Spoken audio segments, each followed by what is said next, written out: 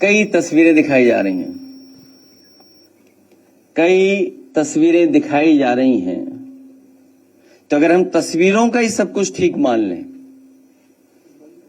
और मेरे साथ खड़ा होने वाला ही अगर माफिया है, तो मेरी तस्वीर तो मुख्यमंत्री जी के साथ भी है, मेरी तस्वीर डिप्टी सीएम साहब के साथ भी है, मेरी तस्वीर दूसरे हाफ उनके साथ भी है। तो अगर मेरी तस्वीर और मुख्यमंत्री जी की तस्वीर आप देखते हैं तो माफिया किसको पाएंगे आप? लगता है धूल कैमरों की उस पर लग गई है। मैं मजबूरी समझ सकता हूं।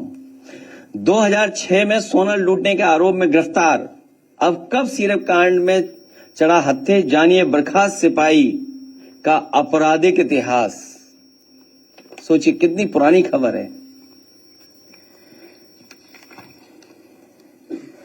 यही कसूर रहा इनका, दिखाने को औरों के बच्चे गोद में खिलाते रहे, पर पैसों के लालच में बच्चों की जान दांव पर लगाते रहे।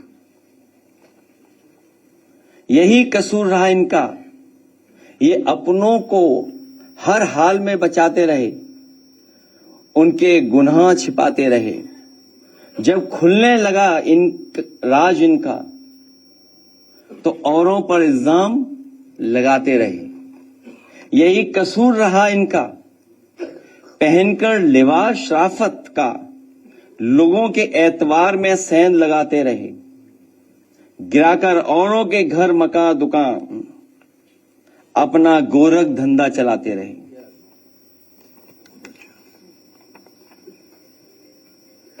किसी प्रदेश का मुख्यमंत्री झूठ बोले और उसके साथ खड़े हुए जो पसंद नहीं कर सकते मुख्यमंत्री को, वो झूठ बोले, तो कल्पना कर सकते हैं कि प्रधानमंत्री के क्षेत्र में इतना बड़ा रैकेट चल रहा हो। सवाल ये नहीं यूपी में चल रहा है, बड़ा सवाल यह है कि प्रधानमंत्री के संसदीय क्षेत्र से चल रहा था, और कोई 100, 200, 300 करोड़ का नहीं है। सुनने में आ रहा है 700 कंपनियां, कई हजार करोड़ का इंटरनेशनल मसला है ये। जब ये खुद फंसने लगे तो एक आध तस्वीर जो दिखा करके ये बता रहे हैं कि समाजवादी पार्टी के, तो मैं समाजवादी पार्टी की तरफ से मांग करता हूं कि जो जो माफिया हैं उन पर बुलडोजर चलना चाहिए।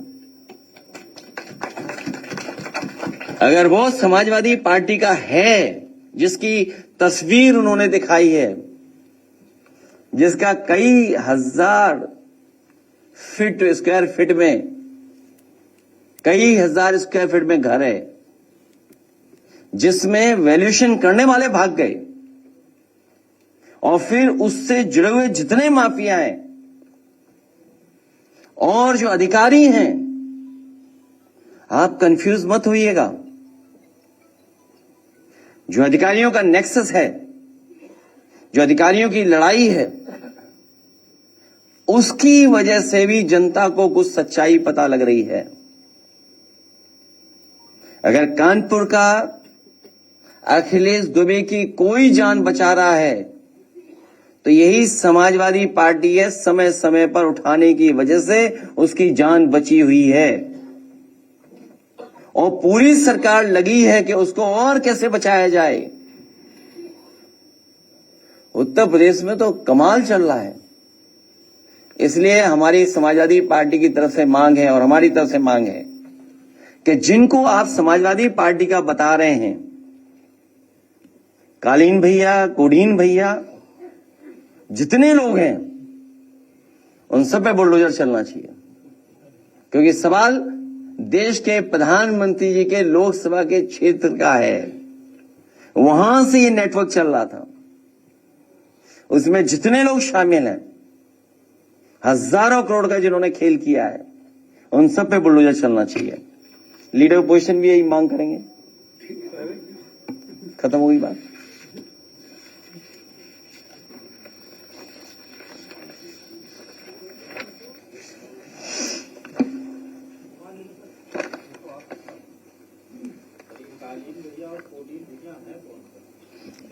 ये सरकार बेहतर बताएगी।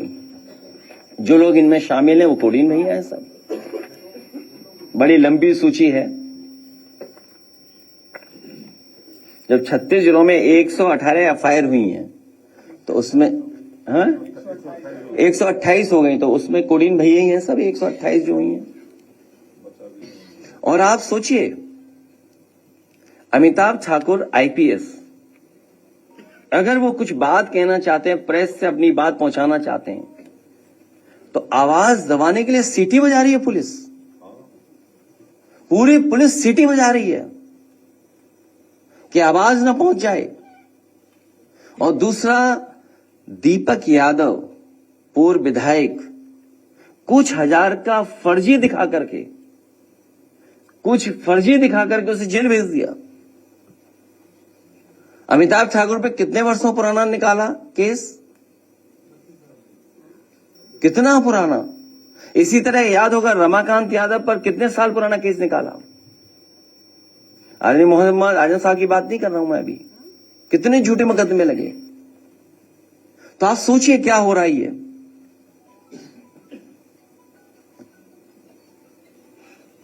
और आप में से कोई बहादुरी दिखा दे। एक ही बहादुर हमें दिखाई दे रहा है, एक दो और दिखाई दे रहे हैं, कुछ और भी बहादुर हैं।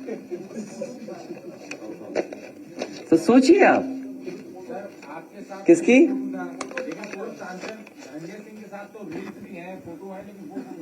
तो मैं तो कह रहा हूं कि जिसके साथ मेरी तस्वीर है और उसके साथ जिन जिन की तस्वीर है, सब पे चढ़ा दो बुलडोजर। हम मांग कर रहे हैं, इससे ज्यादा और क्या मांग कर सकते हैं। कोई हम सरकार में थोड़ी हैं।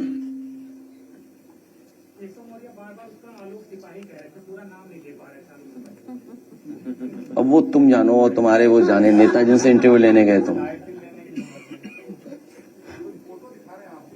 तो मेरी फोटो तो मुख्यमंत्री के साथ भी है, तो माफिया किसको मानोगे। और मेरी फोटो डिप्टी सीएम के साथ भी अगर कहो तो मैं दिखवा दूं। अभी बताओ, दिखवा दूं? दिखवा दूं? नहीं, बिहार नहीं, और भी है, बहुत क्लोज है। हमने तो ऑफर दिया था उन्हें।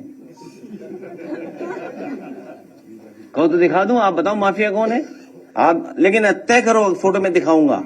आप तय करो कि कहोगे कि माफिया कौन है इसमें से। अगर है तय करो तो मैं फोटो दिखा दूं। बताओ हैं? देखिए, बात मत बोलो, सिर्फ से बात उधर चली जाएगी, इसलिए कुछ ऑफर वगी बात मत करो, केवल सिर्फ पे रहिए आप। ये सामान्य घटना नहीं है। आप सोचिए कितनी स्टोरीज हैं। ये तो मैं थोड़ी सी स्टोरीज निकाल के लाया हूं, न जाने कितनी स्टोरीज हैं जब इतनी एफआईआर दर्ज हो जाए। और दूसरा देखिए, कानपुर में जो तहरीर दे रहे हैं, एफआईआर लिखा रहे हैं कि वापिस कैसे, उसका दबाव पुलिस बना रही है। कितनों में एनओसी मिल गया, सोचिए आप, कितनों को खत्म कर दिया एफआईआर।